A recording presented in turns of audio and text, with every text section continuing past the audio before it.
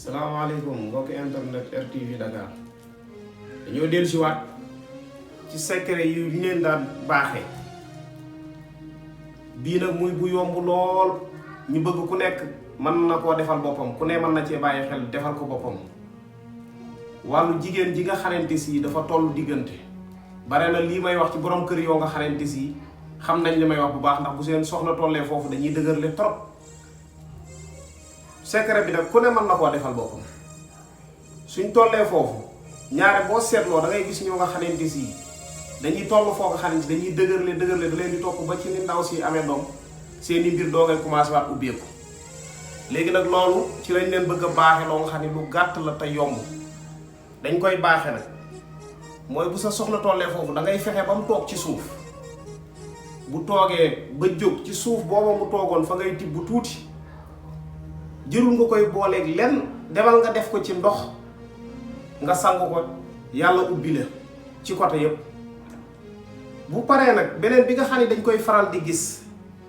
muy jigéenu wérul ñaare bu ñuy am doom da ngay financé ba jeexal tàkk te loolu mën na ñàkk ndax li tax ñu ni mën na ñàkk mooy yàlla lépp lu ne pare na ci lu nekk pare na ci bii nag ñi ngi lay wax ci xul wa allaahu ngay jël boo ñëwee xul wa allaahu ahadu allaahu asamad lam foofu ngay yem nga def lim boobu soo ko defee boo ñëwee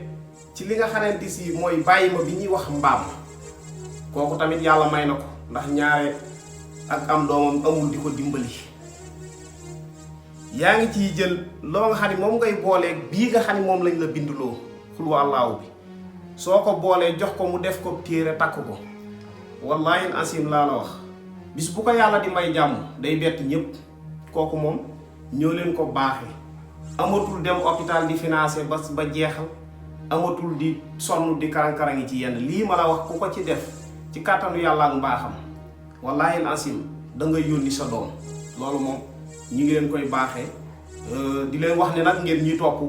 ndax des na yeneen yoo nga xam ne danañ leen ko baaxee insha allahu rabbi ndax buñ ci jógee ci leneen la ñuy dem insha allahu rabbi kooku moom mbokk yi ñun ñoo leen ko baaxee